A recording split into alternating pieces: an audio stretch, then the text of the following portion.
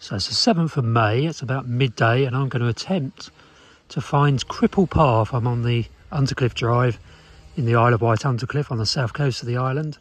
And in the 90s I used to go up and down Cripple Path all the time, but I've not been up there for ages, so I'm going to walk this way, walk west along Undercliff Drive, and hopefully find Cripple Path. Hopefully it's still there, and that'll take me up onto the top of the inner cliff, and then I can film the view up there. You're welcome to join me. So let's go and see if we can find it. I do love spring. Suddenly you get these lovely beautiful days, lovely peaceful days, and everyone brings out their brush cutters and lawn mowers and leaf blowers, and you can't hear a damn thing. Anyway, miserable guts. It's the old rookery sounding like it's full of rooks.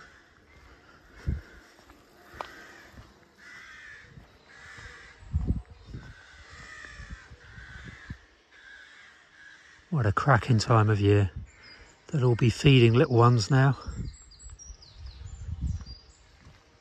Some of them will be close to fledging, I would have thought, early May, 7th of May. Always lose track of when these things finally jump out of their nests. Might be a little bit early. What I think I need to do for my videos is more research before I actually start them. So I've got those answers to those sorts of questions on the tip of my tongue. Might make slightly more engaging videos if I have a clue what I'm talking about. I'm not Mr. Beast though, so I'm not going to do that much research. So this morning, in terms of what I've been up to as a car dweller, this morning I was in my usual cafe down by Ventnor Haven here on the Isle of Wight, and I didn't do any of, so there's a little flower bed right next to the cafe which I've adopted because the council isn't doing anything with it, and I'm going to do, well, I'm doing the gardening there kind of voluntarily, and the cafe is going to supply some of the plants, cover the cost of some of the plants, so hopefully we can get it looking good for the summer.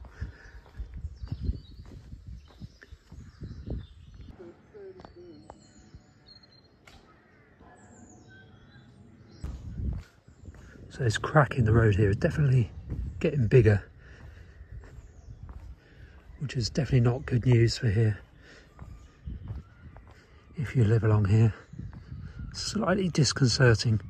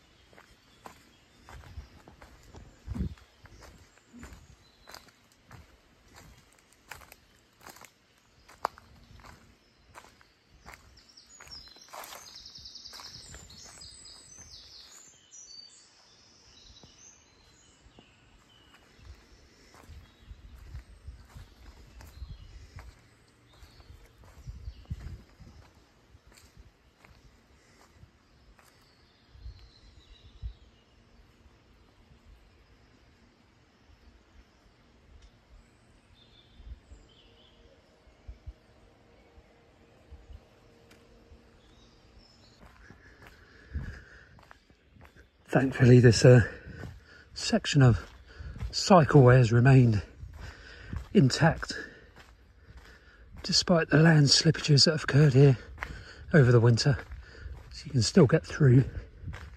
Fingers crossed it will remain open. And now we're going into summer, hopefully there won't be any more significant movement.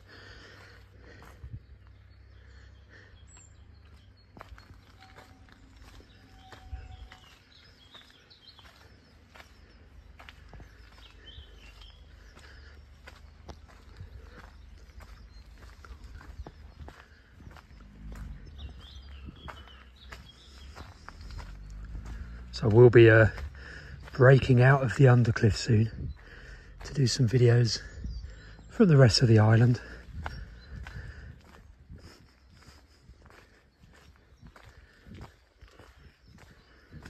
So any requests for areas, can't guarantee I'll do them all,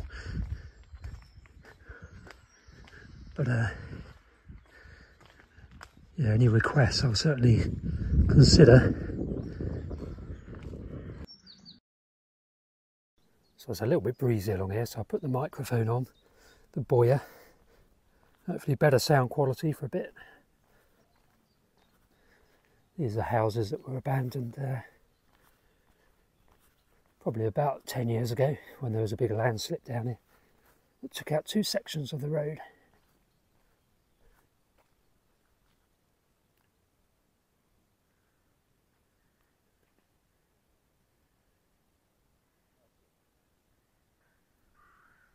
So here's a view of the some of the green sand sort of outcrops along the inner cliff face in the undercliff, which have loads and loads of cavities suitable for choughs. Lots and lots of trees and shrubs, or trees around here, obviously at the base of the cliffs. So it'll be interesting to see if choughs do actually recolonise these green sand cliffs, where we're pretty sure they were previously, where they were in the undercliff previously.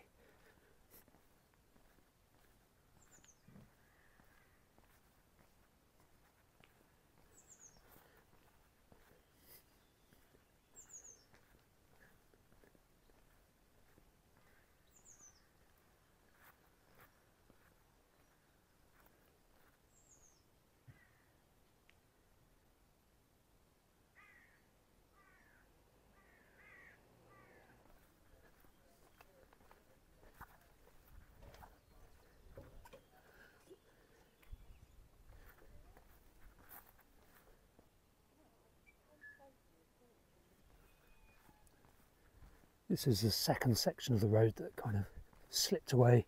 Used to go through there. They put in this short section of temporary road just so the residents here can still get access to their houses. You can't drive all the way through though, all the way along Undercliff Drive anymore, which is a curse and a blessing. So it's a curse because it's really cut down the summer tourism route, which is really important. These new cracks in the road, that's not very reassuring. But yeah, the loss of this Undercliff Drive to through traffic really cut the kind of access between Ventnor and Knighton. Used to be very popular with coach parties and just visitors in general, which was really important for the local businesses. So the Tropical Bird Park and Redbury's Survival Trust Park both closed down, presumably at least to some degree because of the sudden dramatic decline in the number of visitors coming through this area.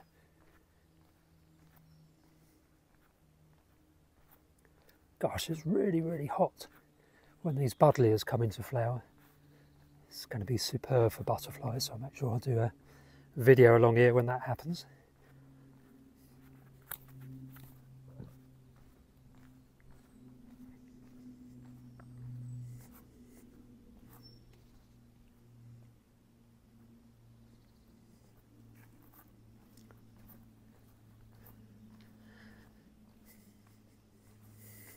So there used to be a path down this way, but it's been blocked off.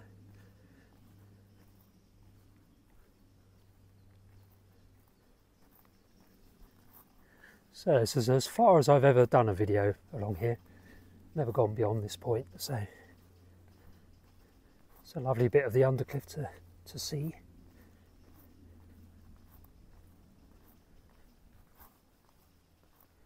What I need to make sure I don't do is miss Cripple Path, because I need that. It's basically steps going up the cliff face to the top, where hopefully we'll get some nice views if I manage to find the path. I know it's along here, it's quite a way along here, but shout if you see the sign. There's a public right-of-way sign on the right hand side, so tell me so I don't miss it. Obviously I don't mean that. There's a sea. Is this Mirabells? Can't remember what the name of this big house is down there. Is it Mirabells? Or Lylecoombe? I get muddled up between the big houses. Never been down there myself, officially. I may have wandered down there when I was younger. Wandered through the woodlands, but not in recent decades.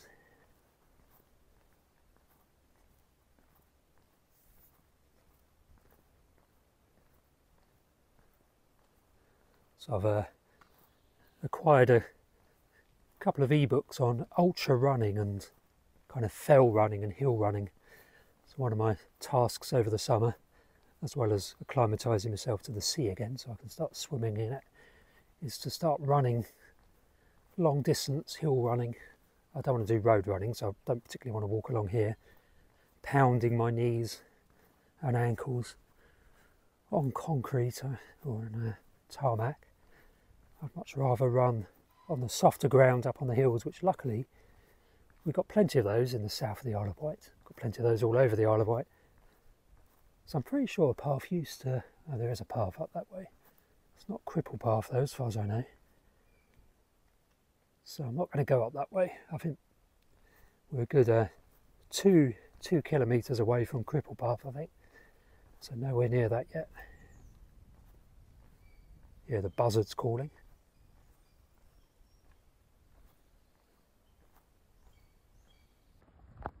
I assume they were buzzards anyway. That squeak.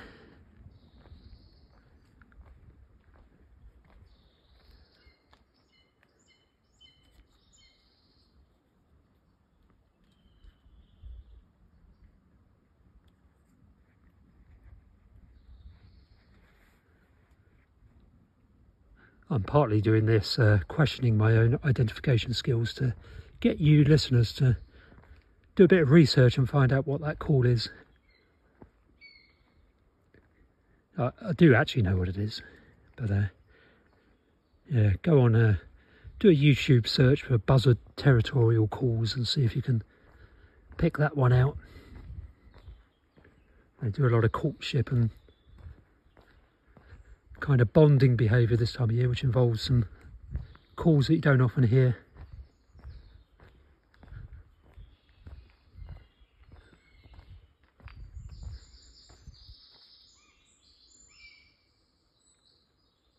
So it is Mirabells.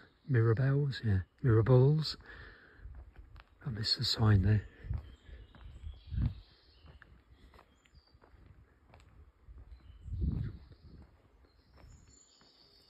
Tell me if you've been down there, if you know anything of the history of that big house.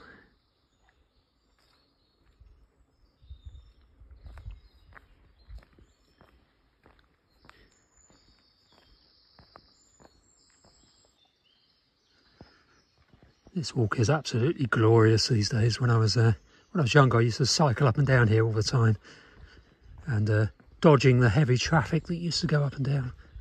Look at it now. I'd be quite surprised if I encounter a car coming this way or coming from behind me, but we'll see.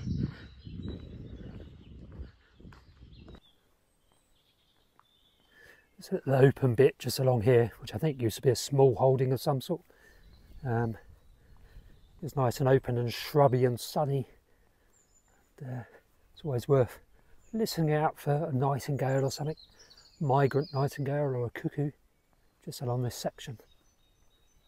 I've had cuckoo in the past. I don't think I've had nightingale in this area in the past.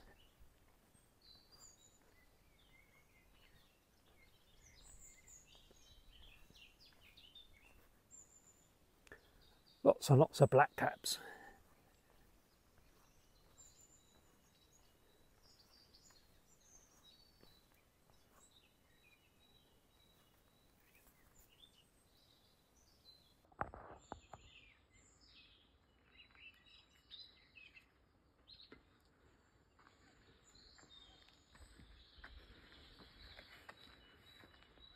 Can't remember what this is.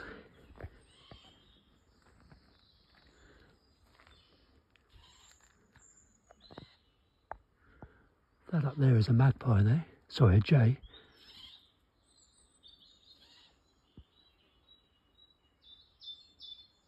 And a great tit. Somebody tell me what this thing is. Looks like it's a milestone type thing of some sort.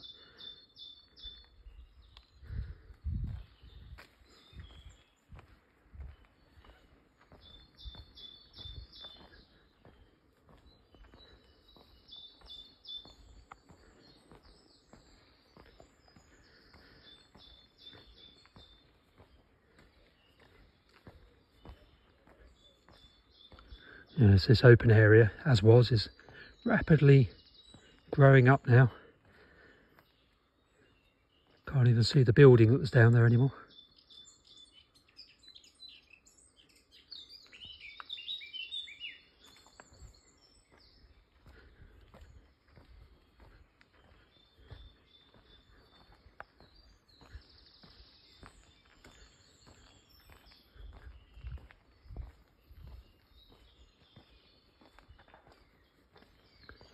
So the old woodpeckers have fallen completely silent now.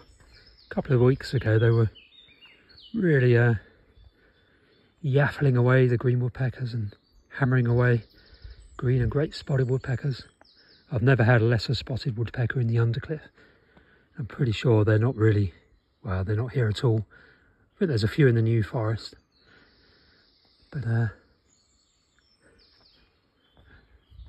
tawny owls are completely absent as well. So I've had one on the, well, one in the Undercliff before, which was probably just a bird dispersing from the mainland. But whilst they're common in Hampshire, they're completely absent from the Isle of Wight, which I think is why we've got lots of long-eared owls. I think tawny owls are competitive, more competitive than long-eared owls. So where you haven't got tawny owls, the long-eared owls live hassle-free and are more kind of common and obvious. They don't hide away. So there's, you know, there are long-eared owls along through here in the Undercliff. You can hear the chicks at dusk especially. Hello, hello, hello, there's a car behind me. Oh well, my prediction of not encountering a vehicle is going to be proved wrong. Here we go.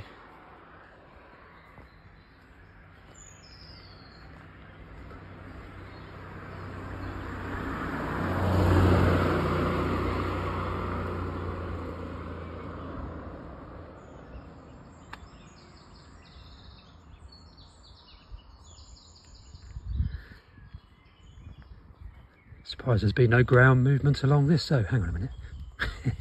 There's cracks in the road there. I was going to say I'm surprised there's been no ground movement along this section, but there's clearly been a little bit just here.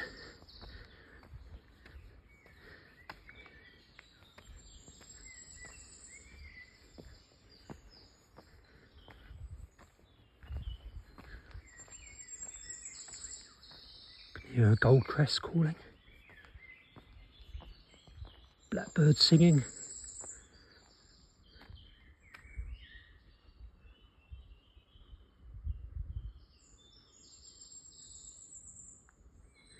Get firecress along here as well.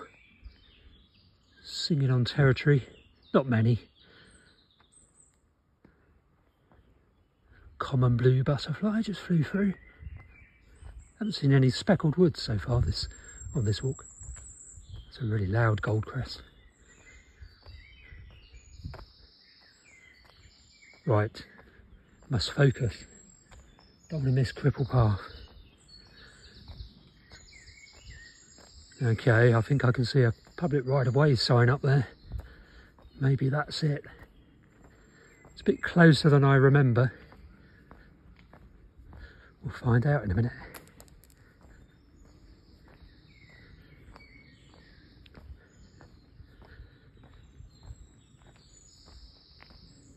So I will do some more videos further west around Knighton and St Catherine's Point, that kind of area. And then branch out further afield across the island. So I want to go to Culver Cliff and the Needles and West High Down, those kind of areas. Of course, what I hadn't thought of is, with all the land movement, maybe the Cripple Path is actually closed because it follows the cliff face. We'll find out in a second. I'm surprised I'm actually out of breath. It's been a very flat walk. Here we go. Caution. Uneven surface. You don't say. It goes up a steep cliff face.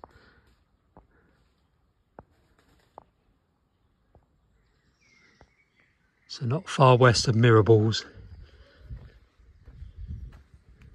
Sounds like somebody else has found this path.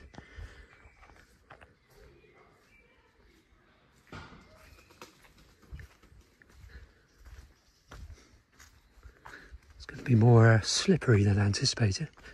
I'm only wearing my running shoes, so no grip as such.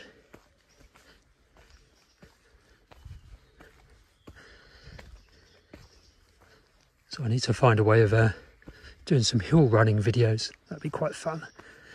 Probably won't narrate them very much. Won't have any breath. What's this stuff? Herb Robert, is it? One of the geraniums, cut leaf geranium type thing. Tell me in the comments section.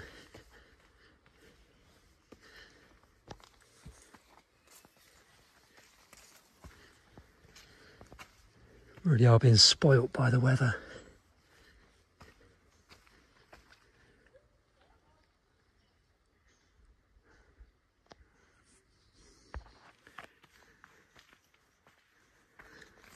Right, I've got to pay attention and focus on the path because it's very muddy.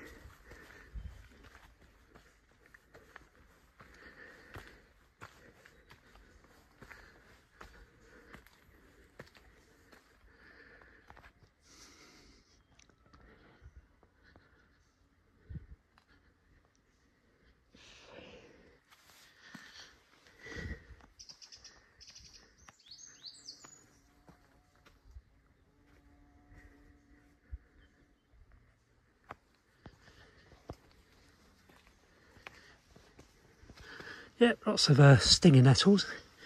I'm wearing shorts.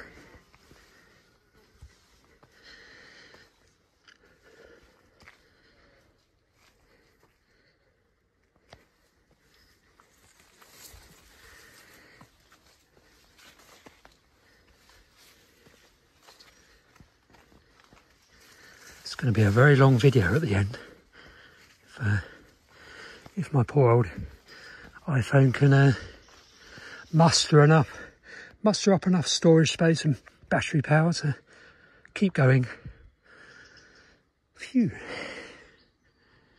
I'm incredibly unfit. Approaching middle age and very unfit. Hence the plan to become a ultra runner. Or at least read books on it. Phew.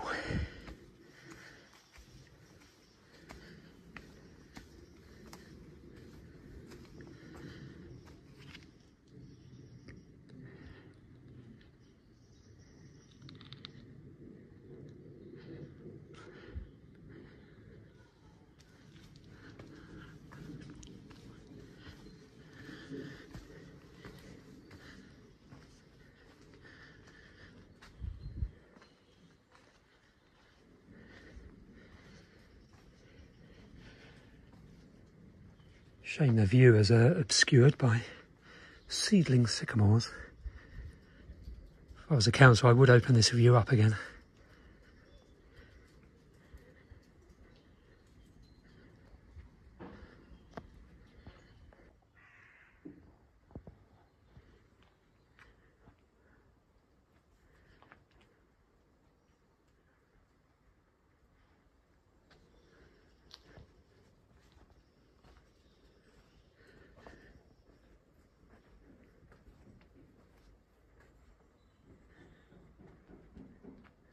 Can't really see the sea. Somebody needs to come down and lower the canopy a bit here so you can see out to sea. It's only sycamores. Wouldn't do any harm. So glad this hasn't been lost, this walk. Don't think it would ever be reinstated if the cliffs fell here. Like Devil's Chimney, that would be it.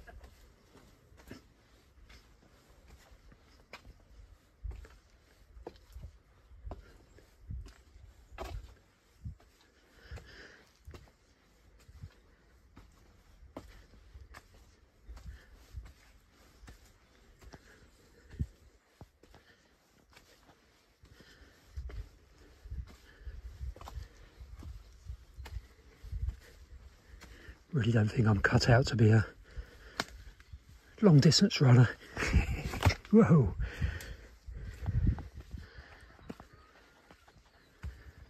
Right, hopefully in a minute we might hear some skylarks.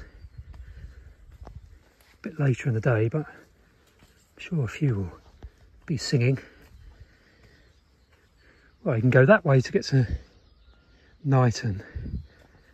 That's west. I can hear the skylarks. That way's obviously east, back to Ventnor. We're going to go east. Just going to go to this where the path opens out into the fields just up here, and then turn back and head east. Enjoy the view. Oh, we'll have to put the Boyer microphone back on, because the wind's going to be noisy. Lovely willow warbler singing there. Bit muddy.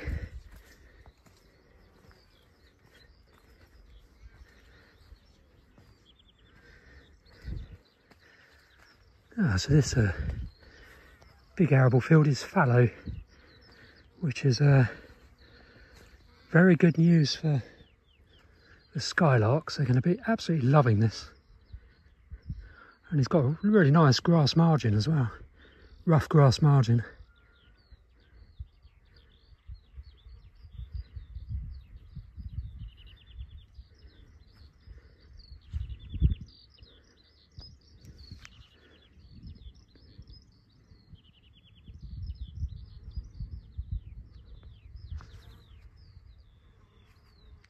Hopefully I'm picking up the skylarks.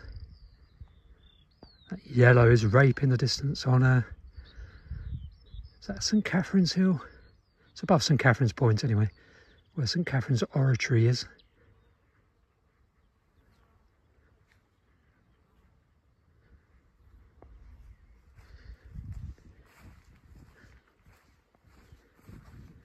So the breeze isn't too bad, so hopefully you won't hear it too much.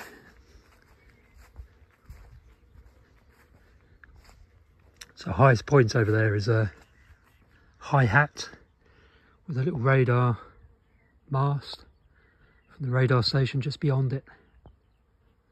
There's a covered reservoir up there on that little summit. I think there is anyway, or is it just a quarry?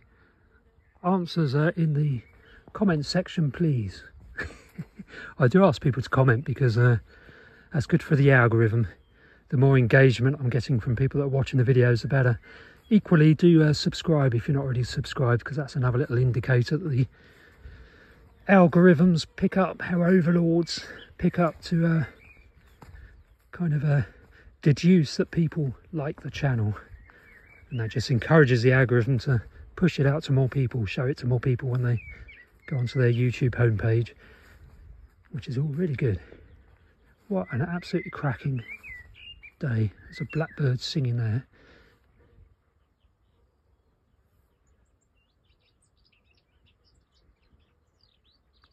Obviously didn't like me stopping. Oh, there it goes.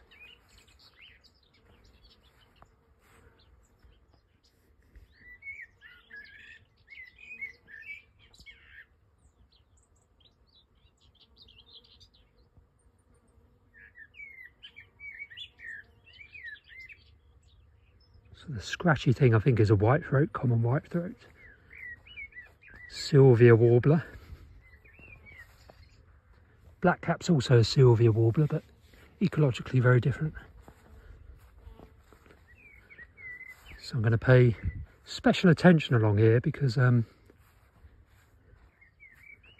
this kind of edge above the undercliff is where all the migrant birds get concentrated, both in spring and autumn. So it's good for redstarts, spotted flycatchers, particularly good for pied flycatchers, oddly enough. So no bird watchers come along here at all. Don't think anyone really knows about this, but all the birds come into the undercliff, which is loads and loads of cover, so very hard to find things. Then they work their way just inland to this edge here, where they encounter very open conditions. So rather than just fly straight across all this to the next bit of cover, they get concentrated in this edge here. So I need to keep an eye open for any birds of prey here as well, because it's just a kind of habitat where a migrant montagues or hen harrier might stop off and hunt for a few hours. This massive fallow field is just going to be wonderful if it's left like this over the summer. If we had lapwings still nesting in this kind of area, they'd go into this field, I would have thought. It's lovely and open.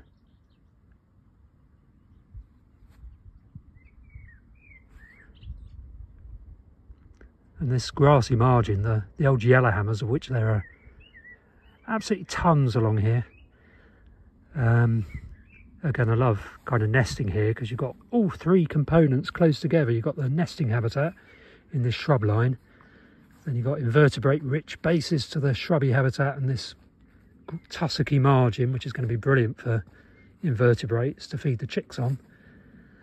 And then beyond that, you've got the more open seed rich and again kind of sawfly rich, that kind of invertebrate habitat in this open fallow.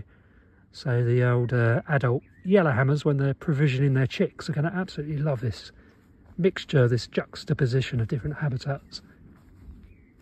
We used to have cell buntings, Emberiza surlus, to get a bit geeky, that's the Latin name, on the Isle of Wight, up until about 1997 I think was the last record. And cell buntings have an inordinate fondness for grasshoppers, Orthoptera, so grasshoppers and bush crickets really. And this is just the kind of habitat that if you were the RSPB down in Devon, which is where the cell buntings remain, they declined very dramatically across the whole of southern England, and now they're largely confined to South Devon. But anyway, the RSPB takes a lead on recovering the cell bunting population to get them back again, and this is just the kind of habitat they promote.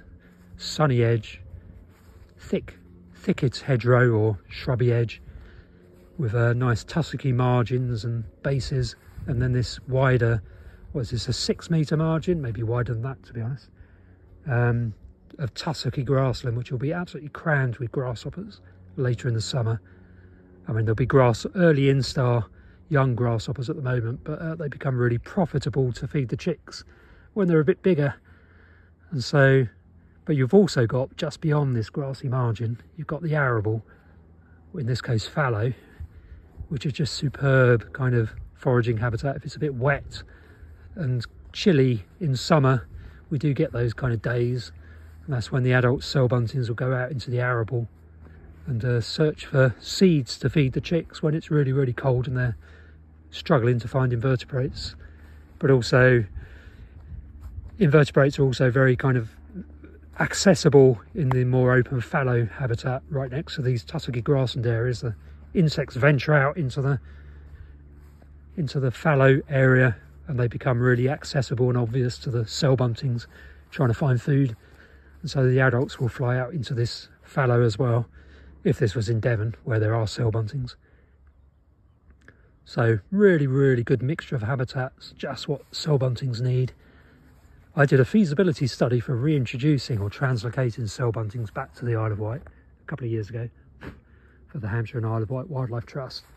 And this was the area I proposed releasing them into, a little way along kind of this whole southern Isle of Wight landscape. And I worked with some farmers to get them into countryside stewardship, which is an agri-environment scheme.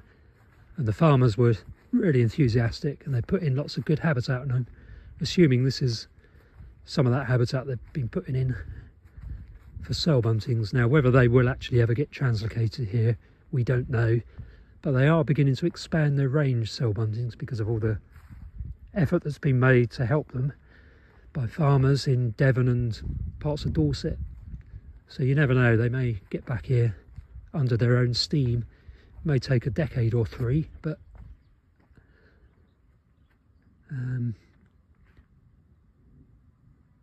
yeah, you can see why if you're a migrant bird you're going to hang out in this edge behind me rather than fly straight over this open field. So this edge here on the left is just superb for concentrating migrant birds at this time of year, and especially in the autumn. It's really, really good in the autumn along here. Better speed up a bit, because otherwise this video is going to be way too long. But I want to get to the views in a minute. Let me check if there's any battery power left on this poor old phone. So this margin just continues. It's going all the way up to hi-hat. It's just amazing. I'm going to have to phone Natural England, I think, and just say well done, people, for working with a farmer. Oh, looks like they've opened up the view here. This is nice. This is new. Ah, this is what I wanted to see. So, looking southwest now towards Puckaster Farm, just down there in the distance. There's the open, see if I can zoom in. That open area there is Puckaster Farm, and Puckaster Cove just beyond it, and St Catherine's Point just beyond that. So I've just walked along there, down below. There's the buzzards we were hearing, circling around.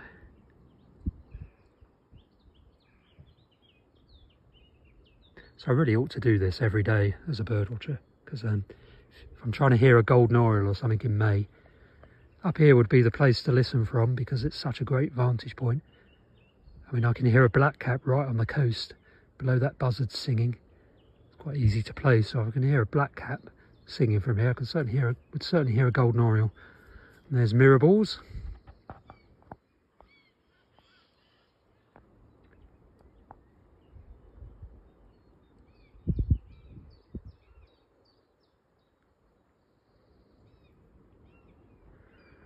And there's Binnall Bay just over there, with a old park and its kind of farmed fields there in the Undercliff. It's great to have working farms still in the Undercliff, kind of bank end and old park sort of area. Oh, it's an unexpected surprise having this view open from here. Obviously there's more views as we go further along, but this is just superb.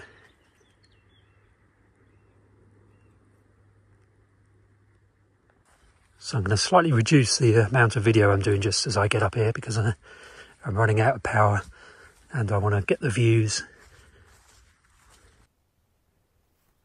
So I've got to take a bit of a diversion here because the path is flooded. It's very well drained up here. It's kind of on the chalk with a bit of a gravel cap in areas, but still puddled here though, which is actually really good, because no doubt the birds will be coming down here drinking and bathing. Actually, there's plenty of fresh water in the Undercliff, but it's still nice for the skylarks and that kind of stuff. Any lapwings, if there were any lapwings breeding here, they'd bring their chicks to this kind of little wet flush to feed on invertebrates attracted down to the wetness in what's an otherwise very dry but ideal nesting field. But there are no lapwings. It's a species we need to do a lot more for in terms of the arable part of the population. So traditionally, or back in the day when there was lots of spring arable, you know, in the old-fashioned traditional farming systems before autumn sown crops became popular.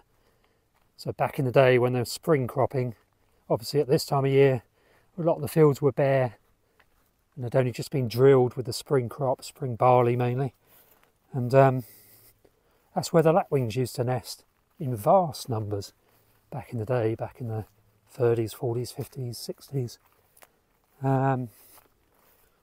But then, you know, farm technology developed new strains of wheat and barley. Well, really, winter wheat took over, and now now the stubbles are ploughed up in the autumn, so there's no winter stubbles for the seed-eating birds, and all those crops are tall and no good at all for lapwings anymore. So that's a big reason, I think, why we've lost lapwings across vast areas of arable England. There's still quite a few in Wessex, so they love stone-curdy plots which are open in the summer. So lapwings really need open ground, open kind of disturbed soil to nest on. And then they take their chicks to wet flushes and anywhere with lots of invertebrates, basically. But yeah, sadly, even if you have this really nice habitat, although it's quite thick now, there just aren't the lapwings around to start using it again. Not far from the views now. So it's worth saying that back in the 90s, when I used to walk up along here a lot, this all used to be open, so you didn't have this shrubby margin. So one thing I recommended to the in my feasibility study report for sow bunting and choughs, I haven't really mentioned choughs, but one thing I recommended was to open up the view again along here. Not all of it, just create kind of breaks in the shrub line, which would open up the view for people as they walk along, but also restore some of the cliff top chalk grassland that this is designated for, this cliff top and cliff face.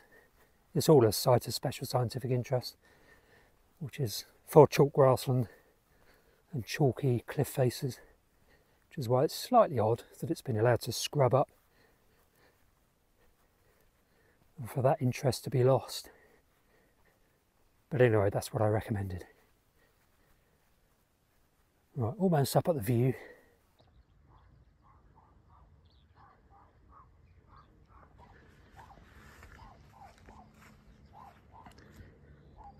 A few migrants just here.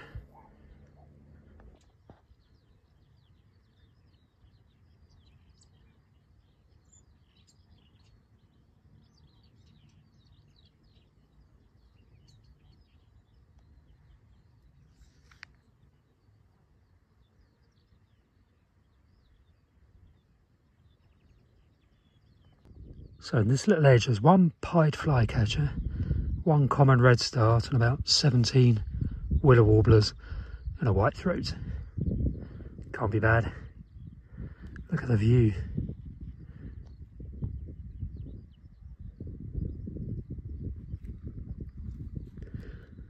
It's getting really late now for those kind of migrants, so it's good to see. I really haven't done much effective birding of late.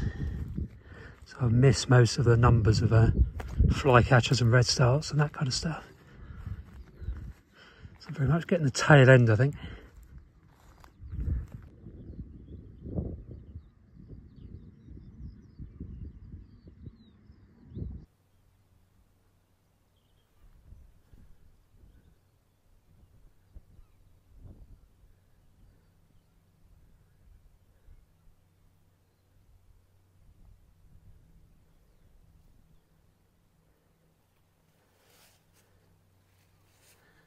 Terrified of heights, so I'm not going to go that close to the cliff edge here.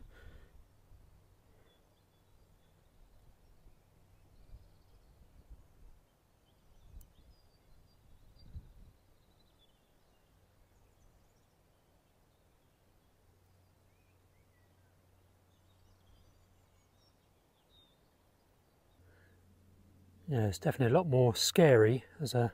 Oh, there's some Catherine's Point Lighthouse over there. just behind that fir tree, white blob in the middle of the screen. Yeah, it's much more scary if you're scared of heights. Going next to a sheer drop like that, if you're filming, my legs just went to jelly, so I had to get away. I hope you like the view anyway. Hopefully it was worth it. We're looking east again now, so there's Ventnor Downs in the far distance with the radar stations, or radar telegraph masts, whatever they are, and the closer one here, can't remember what this one's called. Is it Nighton radar? Somebody tell me in the comments section, please.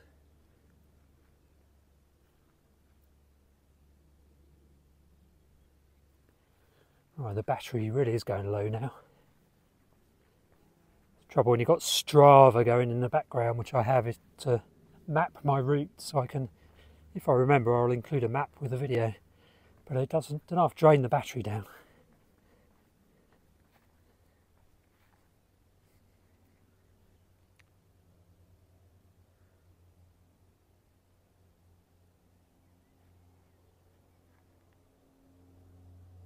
Just heard some swifts. They really arrived in the undercliff yesterday, the swifts. Looking down towards Woody Head and Woody Bay Cottages now. Looking southeast.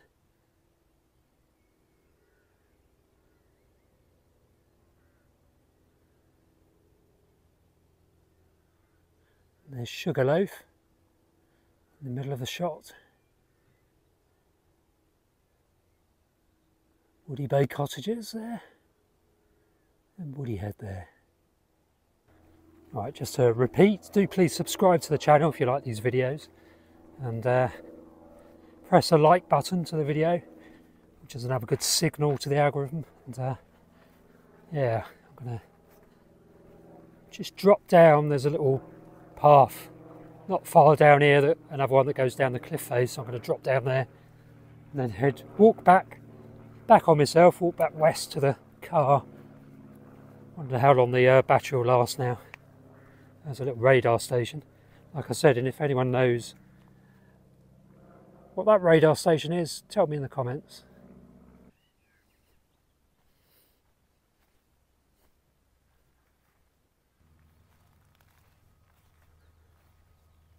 It's always worth checking the edge of this radar station compound, the edges, because if I was a red-backed shrike on migration, this is where I'd be feeding.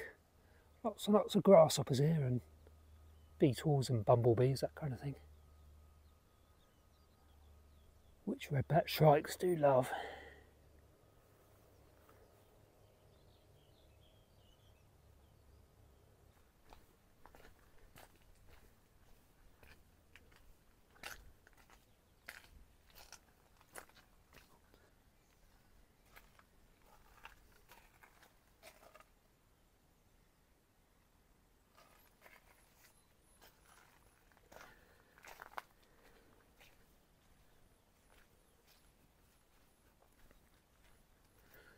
So this farmer's been doing quite a lot for sow buntings and other wildlife, so his hedgerows are managed very well, and he's got nice wide field margins. He's put in spring barley, which is exactly what those things like yellowhammers and sow buntings and linnets and goldfinches, all that kind of stuff, it's exactly what they need. And this field here he turned into an area of chalk grassland. It's quite a while ago he did that. You can see loads and loads of yellow rattle in the sward that's flowering.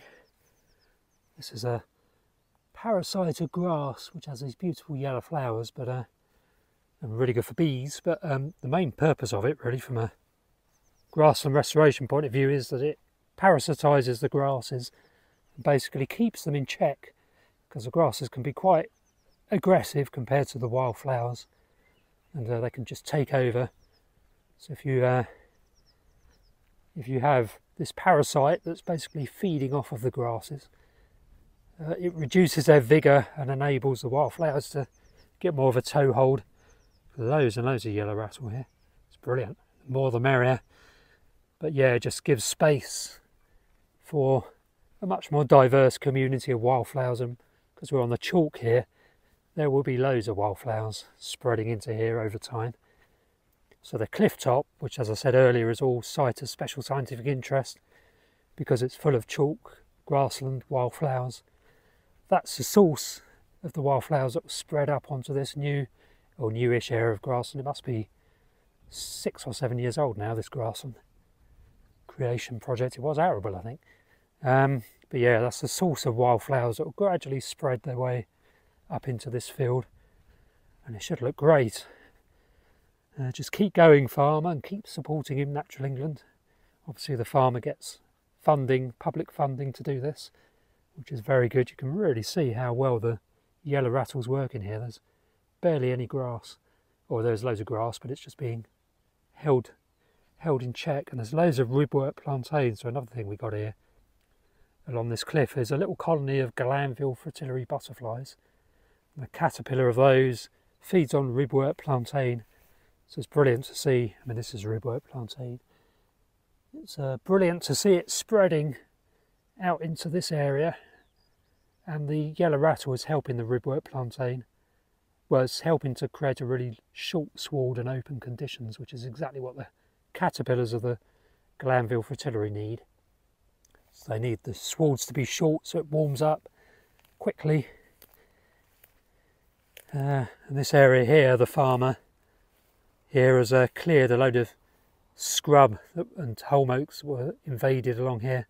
It just opens it right up, which is really, really good. Exactly what was needed to restore the chalk grassland back to what it should be. Although it's very long and tussocky, so what it really should be is really short, and we need the yellow rattle to spread back down into this area that the farmers opened up.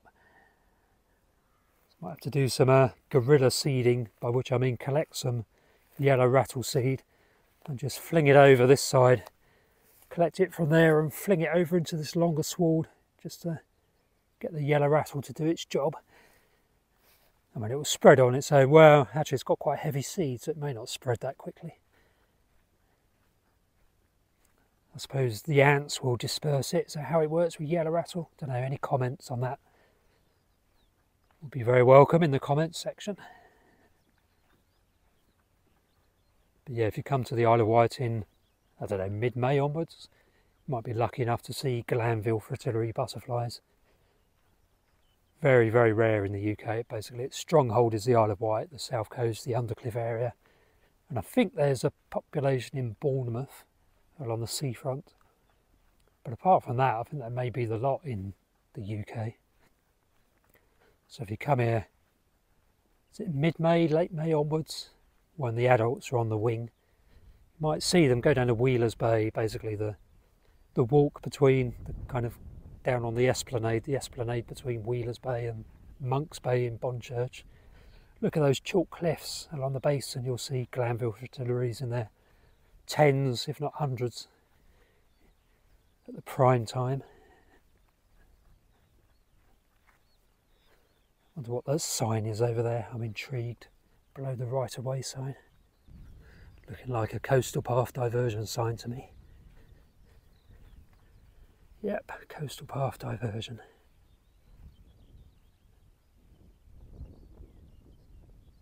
Not sure why they've diverted up here, to be honest, but if that's what they've done,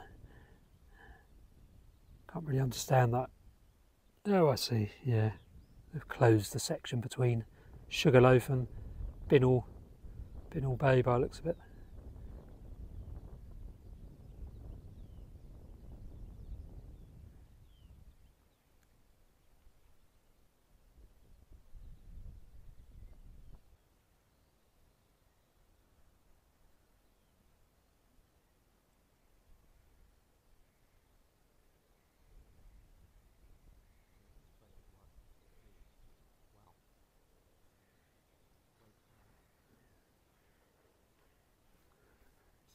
Head back down here into the Undercliff now via this little path.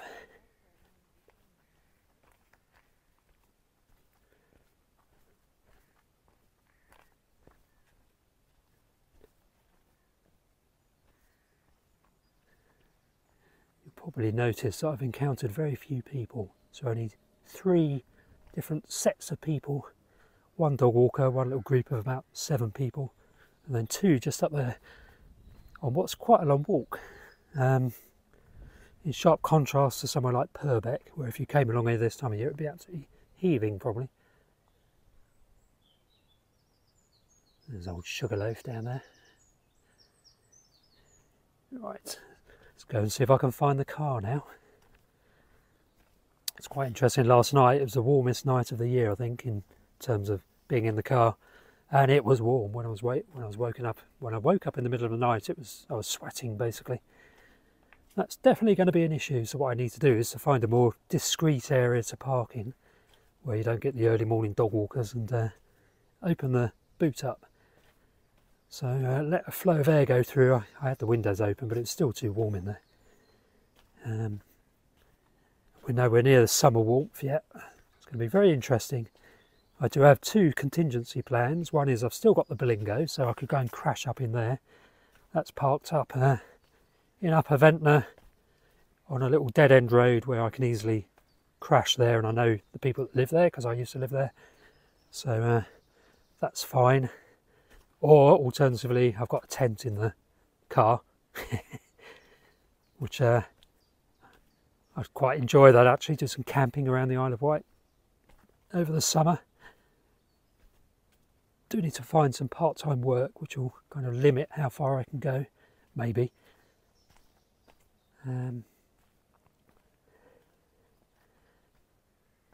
Got to watch my step down here.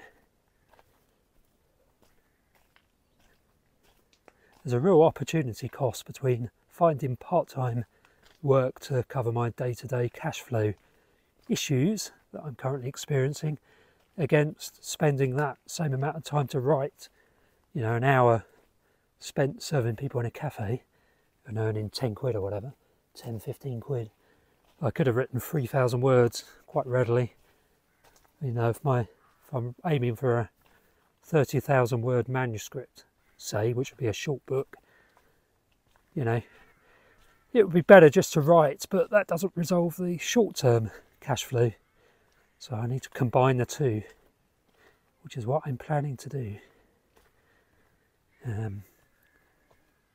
By the end of the year, hopefully a combination of the YouTube channel ad revenue, the book writing, buymeacoffee.com, which is, people have been really, really generous on there, so thank you again. And I want to create a course over the summer, but a combination of those, 4 sources of income should see me through, should yield £10 a day, which is what I'm currently spending, if I ignore the car costs. It's about £15 a day, probably more than that to be honest, because I've got the van as well still. So the van is written off, I can't drive the thing, but I've kept it for storage and also as a contingency in case I need to sleep in it over the summer if something goes wrong with my car, which has its MOT coming up.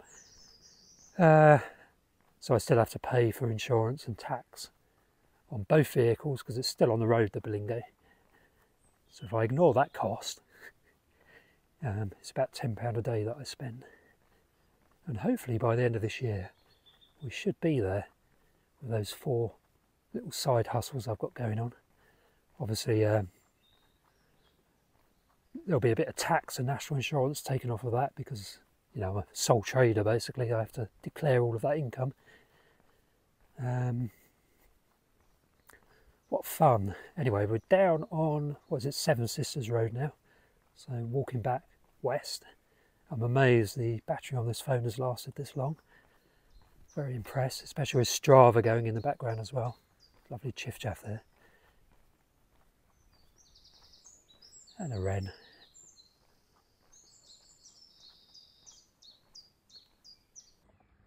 I think it'd be quite difficult to find anywhere quite as beautiful as this, right on the coast in southern England.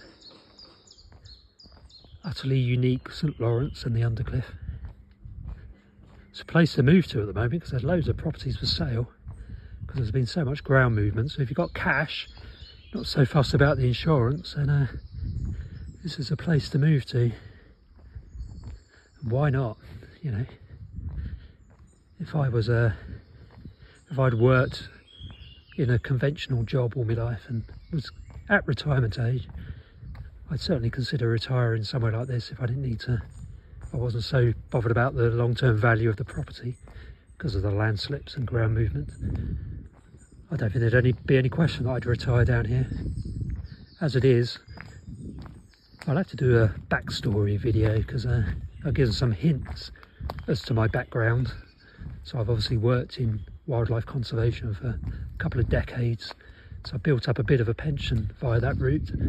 Won't be enough, but it will be a bit. So I've worked for the RSPB for a decade and worked for World Land Trust and Plant Life, Bug Life. I've worked for all different sorts of wildlife organisations. But then a few years ago I decided to go completely freelance, and that's what I'm doing now. Setting up my own charity, and which I've done barely anything on. And writing books, which I need to do a lot more on. There's a little nature reserve.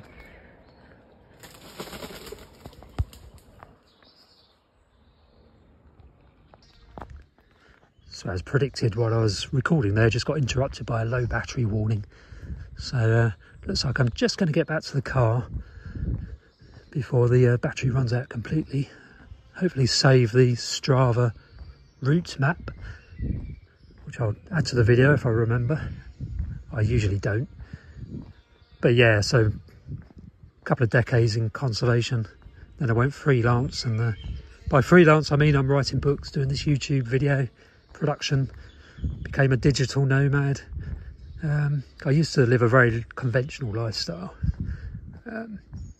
I've much prefer the way I live now, although I've got no money and no possessions anymore because I live in a car. I've got a vastly better quality of life, although I am single obviously, which isn't ideal. If I get a bigger van, maybe I'll find a rock climber chick or something. Or a cross-country athlete, who knows.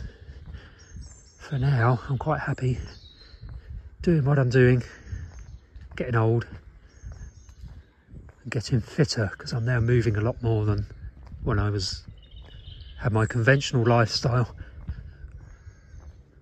There's a little vehicle. So thank you for watching, everybody.